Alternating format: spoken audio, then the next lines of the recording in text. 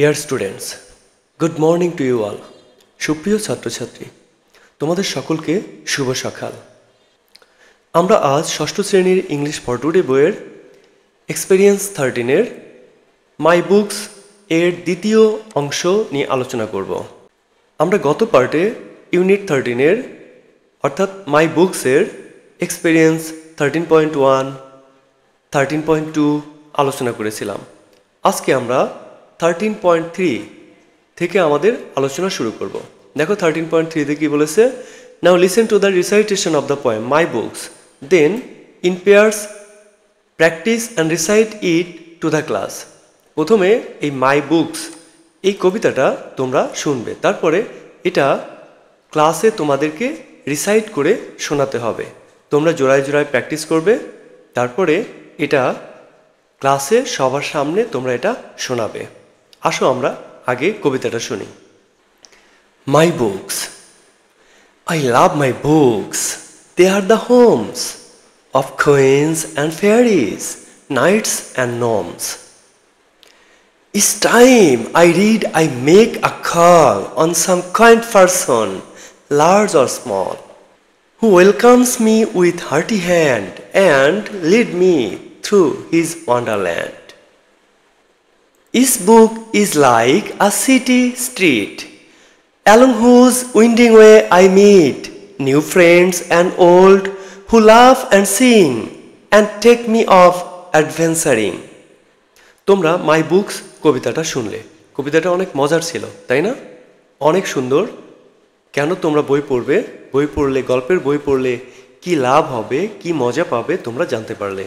এবার দেখো 13.4 বলেছে ওয়ার্ক ইন পেয়ার্স, জোড়ায় কাজ করো। Match the words given in column A with their meanings in column B, one is done for you.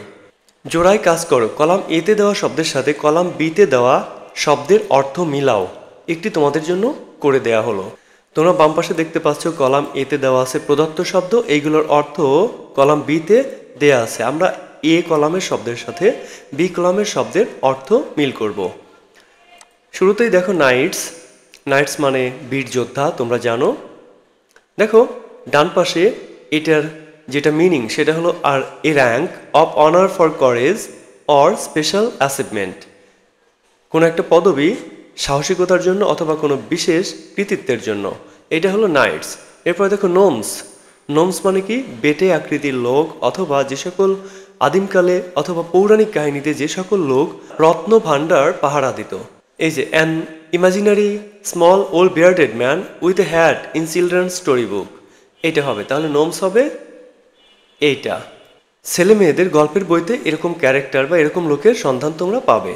তারপরে দেখো কোয়েন্ট, কোয়েন্ট মানে অদ্ভুত কিন্তু মজার। তাহলে কোনটা হবে দেখো তো? অদ্ভুত কিন্তু মজার, এটা হবে এই যে ইন্টারেস্টিং পারসন, ইন্টারেস্টিং পারসন মানে অদ্ভুত কিন্তু মজার লোক, কোয়েন্ট।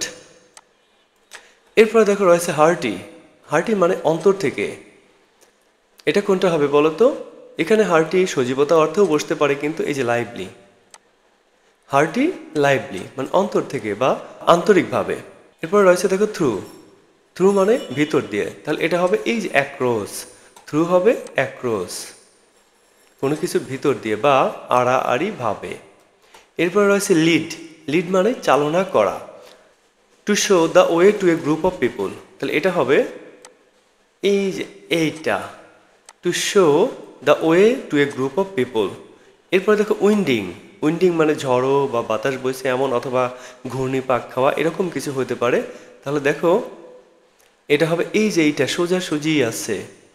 উইন্ডিং হলো a road with many turns, a road with many turns মানে যে রোডের অনেকগুলো বাঁক আছে সেগুলো। অ্যাডভেঞ্চারিং, অ্যাডভেঞ্চারিং হলো এই যে এক্সাইটিং এক্সপেরিয়েন্স, এক্সাইটিং এক্সপেরিয়েন্স মানে যে এক্সপেরিয়েন্সে তুমি এক্সাইটমেন্ট পাবে, উত্তেজনা পাবে, সেটা হলো অ্যাডভেঞ্চারিং।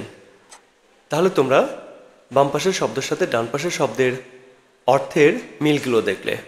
এবার আমরা দেখব 13.5।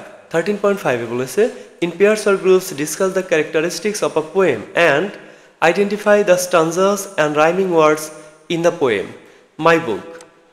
If you need go back to the poem little things.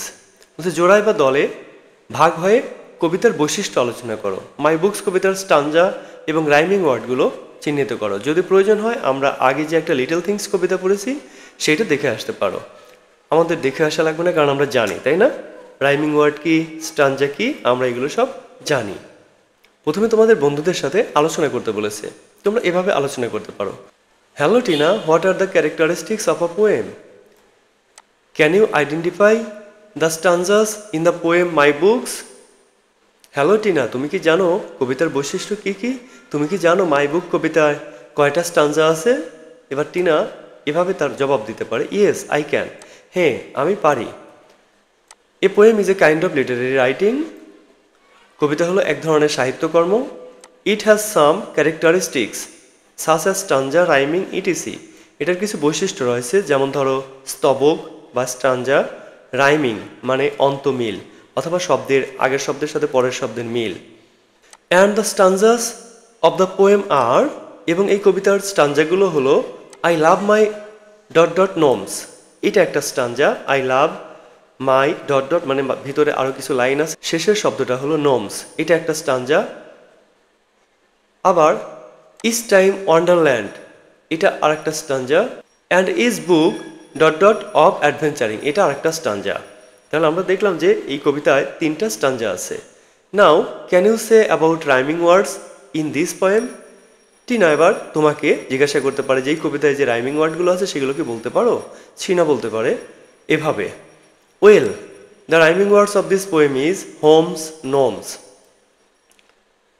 মানে এই কবিতায় যে রাইমিং ওয়ার্ডগুলো আছে সেগুলো এরকম যে হোমস, নোমস, আরও কিন্তু আছে, সেগুলো আমরা পরে খুঁজে বের করবো, আসো। টিনা বলছে রাইট, থ্যাংক ইউ। সিনা বলছে সেম টু ইউ।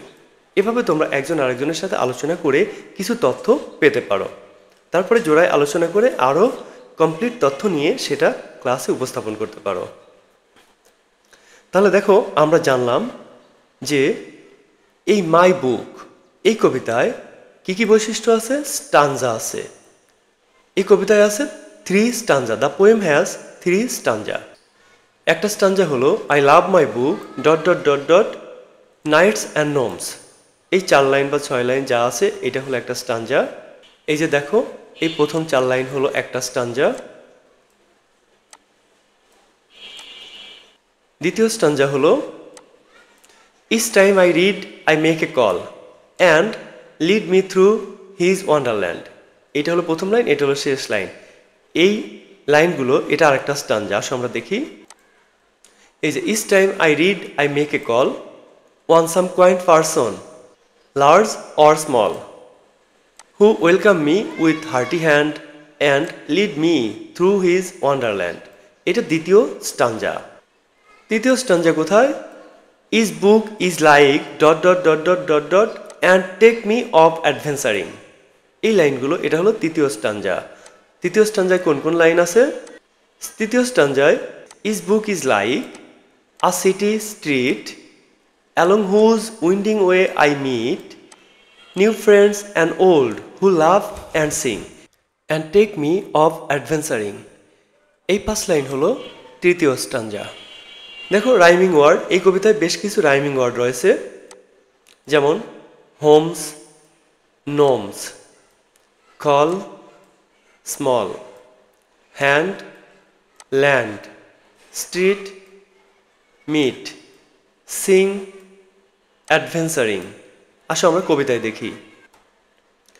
দেখো এই যে হোমস এটার সাথে মিলবে নোমস, এটা হলো রাইমিং ওয়ার্ডস।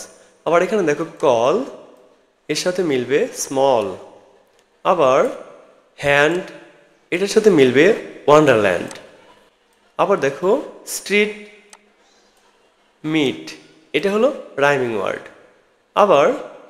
আবার দেখো সিং, অ্যাডভেঞ্চারিং, এই দুটাও কিন্তু রাইমিং ওয়ার্ড। তাহলে আমরা এই কবিতার রাইমিং ওয়ার্ডগুলো দেখলাম। তোমরা এবার দেখবে 13.6। Read the poem again and choose the answers to the following questions. You can choose more than one answer. কবিতাটি আবার পড়ো এবং নিচের প্রশ্নগুলোর উত্তর দাও। তুমি একাধিক উত্তর নির্বাচন করতে পারো। তোমরা এই প্রশ্নগুলোর উত্তর দেওয়ার আগে কবিতাটা আরও একবার পড়ে আসতে পারো। দেখো প্রশ্নগুলো কি দেওয়া আছে। এ নম্বরে দেখো, books are the homes of queens and fairies, what does the sentence mean? বইয়ের মধ্যে বই হলো রানী এবং সুন্দরী পরীদের বাসস্থান বা আড্ডাখানা, এটা দ্বারা তুমি কি বোঝো? Queens live in books happily, fairies live in books happily, both queens and fairies love to live in books. By reading books you can know about queens and fairies, কোনটা হবে? এইটা। By reading books you can know about queens and fairies, মানে তুমি বই পড়ে রানী এবং fairy এদের সম্পর্কে জানতে পারো। আর বাকি যেগুলো দেয়া আছে সেগুলো তথ্য অনুযায়ী ঠিক নয়।